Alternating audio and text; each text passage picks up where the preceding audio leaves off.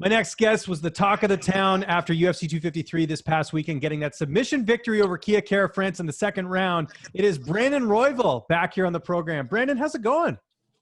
It's going really well, man. How are you doing? I'm doing well, but I did not get an awesome win, and I'm not hanging out in Abu Dhabi right now.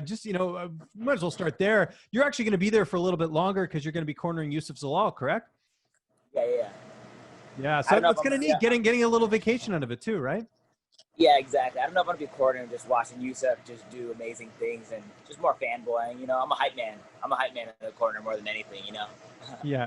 I got to ask, man, how are you feeling right now? Not only to just get that win, but the way the fight unfolded. I mean, it was such an entertaining fight. It seemed like, with all the names that were on that card, you guys really were, like I said, the talk of the town after that event.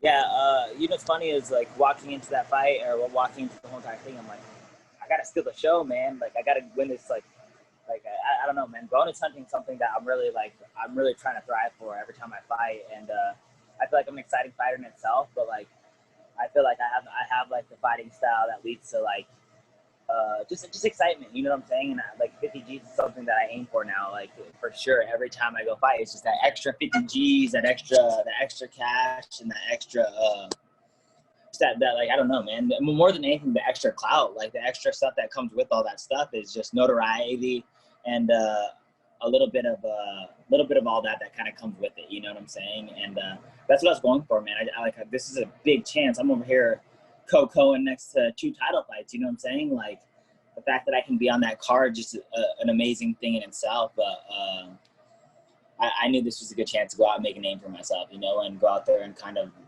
just gain fans and just make myself be heard, man. Like nobody knows my name, you know. Kai Kara France is a name that's known. He's from a great gym, and like I said, I don't think people know me, you know what I'm saying? So it was a good way for me to introduce myself. Were you expecting that type of fight? I mean, anyone that's watched your fights, they know how entertaining they are, but I think, just the two of you together, it really was sort of the perfect style matchup. And like I said, everyone was very entertained watching that. Oh, really? Yeah. So for me, I don't know. I didn't want to get dropped for sure, but I think people were all expecting me to shoot on him, and like, in my head, I'm like, I'm not fucking shooting. I'm not gonna wrestle this guy. Like I'm fighting. Like this is what we do. Like, you know. So in my head, like it was more of like I'm gonna go strike with this guy for sure, and like everybody's gonna expect me to take him down. So it's kind of like a way to just I don't know, just like a proving ground for myself. You know what I'm saying? That I can go out there and I don't know. Like I expected a firefight for sure, and I know Kai Kara France packs a bomb, and he's a striker too. So. I just kind of think I was going to surprise him more than anything, with my striking ability and being able to show that part of my career. Because, as you know, man, I get comfortable on the feet for 2 seconds and someone's shooting on me, you know. And I've never been able to go out there and show my striking except for like maybe 1 or 2 times in the LFA and then one for Combate. It's like the only real times I was able to kind of showcase my striking ability without having someone shoot in on me the second I start landing, you know. How hurt were you off that when he did drop you there?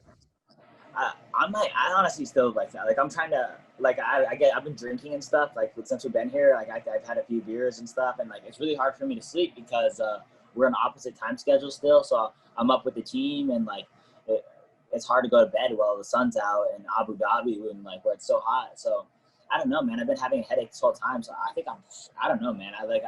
I've been getting checked out to see if I have like any concussion symptoms or anything, but like. Man, I still might be hurt. That dude hits hard, you know, and the way he hit me, he clipped me right on the chin, man. He went boom, turned my head, all that thing. Perfect punch, man. I'm just grateful I didn't go out because all things considered, man, you have a guy that has a bomb right. I walked right into the right, and the fact that I can kind of just survive that and like, you know what I'm saying, it's good in itself, you know. And I was really hurt, man. I was really hurt. But I recovered really quickly too, and that's another thing is like as soon as he hit me, I fell again. But as soon as I was able to land that punch right back, I was like back into it, and like I was good, you know. And then once we're back on the feet, I felt good, and I felt like I had a little bit more of the like recovery aspect of it. I felt like he didn't recover that well in comparison. He looked like he was a little bit uncomfortable, you know what I'm saying?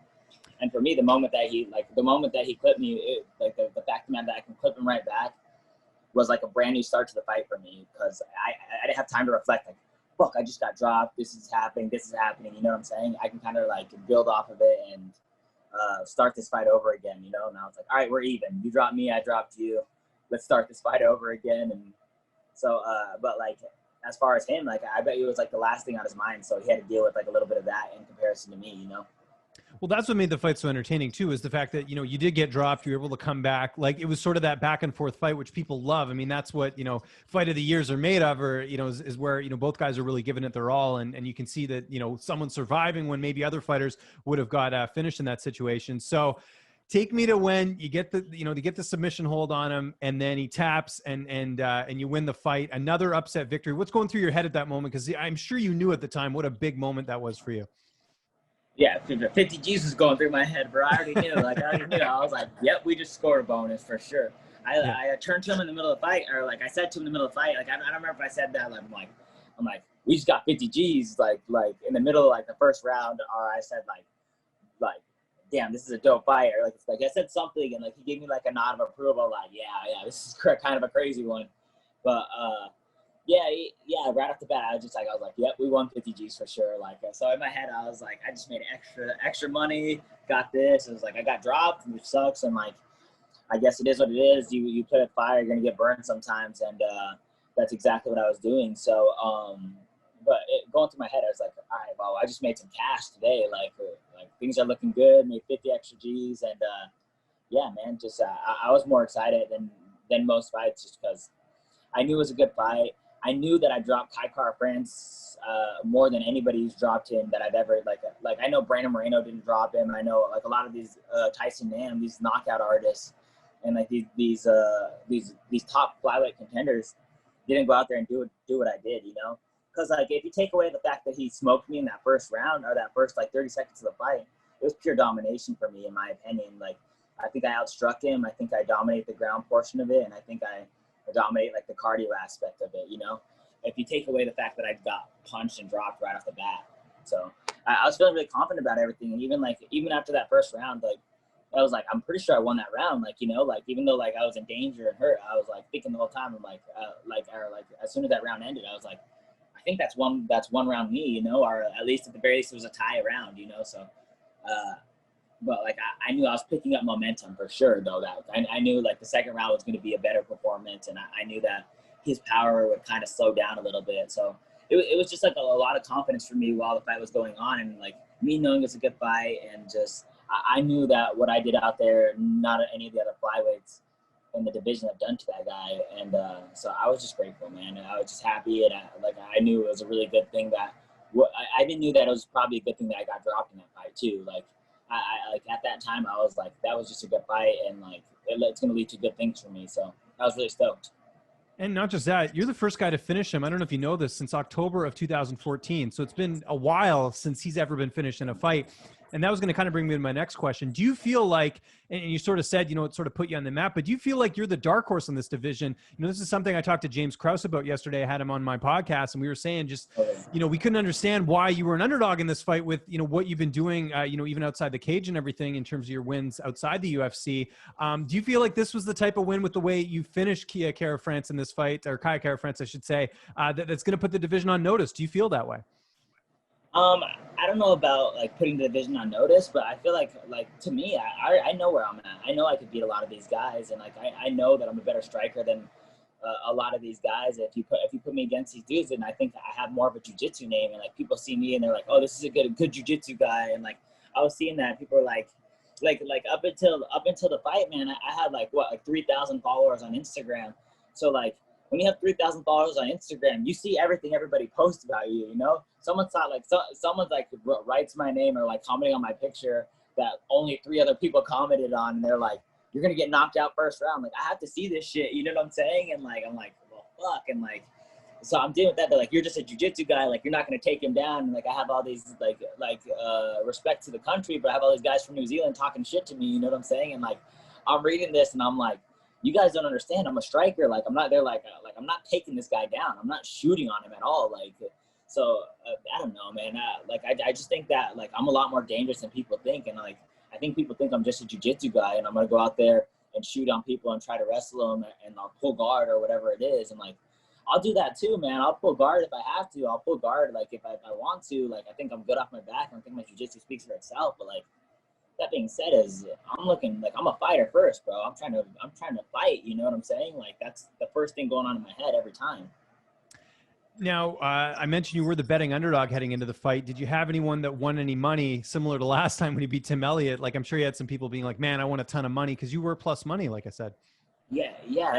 Anybody that knows, anybody that like really knows me, were betting on me. Like, you know what I'm saying? Like, had a big amount of the gym betting on me. Like, a lot of my like teammates are like, can't lose. Like, you're not gonna lose this fight. And like, I had it in my head too. Like, I just didn't see how I was gonna lose this fight besides just getting knocked out with the right. And I was like, I just didn't know what else he'd have in store for me besides that. And yeah, man, I had a lot of friends, a lot of family, and like just a lot of my teammates are just messaging me like, bro, we just won big on you, and like, which is so cool to like. It was like so cool to like see that, man, because like they're like in a sense they're investing in you. You know what I'm saying? And like I don't know, like that's like one of the coolest parts about being in the UFC now is like these people are messaging me like, hey, I won money off you. And I'm like, I just kind of like, we're out there getting money together almost, you know what I'm saying? So it's Yeah. super cool. No, very cool. We talked about the 50K. What are you going to do with the money? I know it's still pretty fresh, but is there any bills you got to pay, or is there something you want to invest in? Have you thought about that yet? Well, with the 250Ks right here, I'm pretty close to buying off my house, and like I just in the process of refinancing it. So I'm going to try to pay off my house and then rent it out and then try to buy another house and just kind of keep that up. I'm Like still Monopoly, man. That's great. Man, and just Colorado's different than Missouri, but that being said, is he's putting out a blueprint for after fighting and stuff, and this career isn't forever. You know what I'm saying? So I got to start laying those little blueprints right now, and I think paying off my house is one of the first good things that I can do right off the bat, and just have that property forever. I live in like a not like a super nice place, but I live in like a really like nice little community. Like it's like a little city within itself, and I can rent it out. Is really what's going on. So I'm just gonna try to rent out my place and just keep building up from there. You know what I'm saying? And that's like kind of what I have in store. But like I said, mainly copying James Krause's stuff and just taking the advice that he has and just trying to make smart decisions with it. I don't live outside my means at all, but yeah, just try to be smart with it, and just I already know like fighting's not forever, and I gotta lay my mark and make as much money as I can right now, and then invest for the future, because like I said, I don't have too long in the sport. Have you spoken to the UFC, or has your management? They must have been thrilled with it. Obviously, you got the bonus, but you know, if I'm the UFC, I'm striking while the iron's hot. I mean, this was on a pay-per-view, a big pay-per-view with 2 title fights, like you mentioned. The flyweight division is now sort of, you know, jump-started this year. They've got the title fight coming up. I imagine, like, obviously, you got to get your head checked out, but I'm sure you'd like to get in there and sort of ride this momentum. Yeah. I definitely want to go fight in December, so. That's something that I kind of want and that we're aiming for. And that's one thing my manager said to me after that is Jason turned to me, he's like, are you good to go in December? And I was kind of like a little bit hesitant, and my coach was like, yeah, we're good to go in December. And I'm like, yeah, we're good to go in December. But like, I don't know. I get like nervous making like big decisions right after a fight, because I do it like more emotionally than anything, and not like intelligently. So I want to like make sure that I'm good, and like I said, I want to get taken care of first and make sure that like my head's good and all this stuff. And I don't want to go in there like off a concussion or something like that, and then go right back into fighting, you know, and back into training camp and stuff. So I definitely want to take like a few weeks off of getting hit, and just, I don't know, just be smart about things, because I've been in the sport since I was 16 years old. And like when you were in the sport, like 16 years old, 10 years ago, that was like the dark ages of MMA, where like we're over there, like it wasn't uncommon for like people to get knocked out every time we're training. You know what I'm saying? Because people are just like, there wasn't that much research on like CT and stuff, and like I don't know, like I'm something that I'm super nervous about and then super cautious about. So it's something I want to take serious with that too. You know. No, very, very smart to think that way. Any opponents in mind? Because like I said, you just beat a really known guy in that division, you know, ranked fighter. Is there anyone on your radar after this? Yeah, I was calling out Asker Askarov. I thought that would be a great matchup for me. I think he's with Cape right now. He's already like has a fight matched up. But I was thinking Formiga or Benavidez would be a great fight. I agree. Yeah, those would be awesome matchups. It's funny. I mentioned Askarov yesterday with Kraus, and he said that fight he thinks it would make it a boring fight. So he's not for that. So maybe it's a blessing in disguise that you're not Yeah, fighting him next, because Kraus yeah, thinks yeah. he. I was against that too because, like I said, the flyweight division's exciting, but Askarov isn't. You know what I'm saying? Like Yeah. Askarov's the least exciting fighter in the flyweight division, and that's kind of why I wanted to fight him too. Just I'm trying to, like, you know what I'm saying? He has a lot of clout too. There's a lot of things that I think I could build off of it and make for my own. But yeah, that I agree with that. Like a bad matchup, as in he's going to try to wrestle me and hold me down the whole entire time. But yeah, I think there's a lot of exciting fights for me out there, and a lot of good names I can kind of make off of it. And Benavidez would be a great one for me, and I think it'd be ideal for him too, man. Like I think that's a good way for him to kind of make a bounce back if he wants to do that. Or that being said, is Formiga's a great option for me too. So those are the two guys I kind of want right now. I don't know what the options are with them, but it's definitely who I'm aiming for, and I know my management is aiming for that specifically too. Well, you're in a good spot regardless. Like I said, entertaining fight. You got the bonus. You know, it's all up from here by the looks of it. Now, before I let you go here, because I know you got to, you know, you want to enjoy yourself. You're coming off a big win. You got to enjoy Abu Dhabi a little bit. By the way, what time is it? What time am I getting you right now? Just out of curiosity. It's midnight right now. Oh wow. Okay. Well, thanks for doing this. It's like the afternoon here. I just woke up, bro. We're good. Like, oh, okay. Well, perfect. Time. Okay, good to know. I didn't want to, you know, keep you away from your plans, but I got to know, you probably got a lot of really good feedback after that win, not only for the way you won, but just the way the fight unfolded. It was very entertaining, like I mentioned. What's the best, you know, feedback you got? I'm sure you had some fighters that you didn't even know about that reached out to you and said, "Hey, congratulations." Did you get anything like that? Any fighters you weren't expecting that maybe gave you some props? Not necessarily like fighters I don't know, because there's a lot of fighters that I just like. I know a lot of the UFC roster, man. I'm a huge UFC fan. But the coolest thing happened to me yesterday, and you might have seen on my, like, I don't know if you follow me on Instagram, but like, of course I do. Yeah, we follow each other, Brandon. I know what's going on. Yeah. But yesterday, Big Knock, I'm taking my COVID test, and Big Knock comes walking by, and I'm like a fanboy. I was like trying to sneak a picture while he walks by so I can send it to my friends, and he stops, sees me, and he goes, "Hey, great fight!" And then comes to me, he's like, "Can I get a picture with you?" I'm like, "You want a picture with me, bro?" Like, it was like the best. It was like the best moment of my life, bro. Like, me and my brother grew up watching Pride and all this stuff, and like, obviously, like, I'm a huge jiu-jitsu guy, so like Nogueira's the guy. You know what I'm saying? And like, the fact that I can get a picture with him, or just even like, I don't know, that he even like addressed me in general, would be the coolest thing. But the fact like if I asked for a picture with him, it would have been the coolest moment of my life. The fact of the matter, he walked up to me and asked for a picture with me, and next thing you know, we're shooting a video, and I'm like, I don't know, man. It was like hard for me not to like, just like, I don't know, borderline cheek to cheek over here, bro. I was like, it's the best moment ever, man. What would be the hockey version of that? Peter Forsberg and Joe Sakic? Yeah, Peter Forsberg and Joe Sakic, exactly.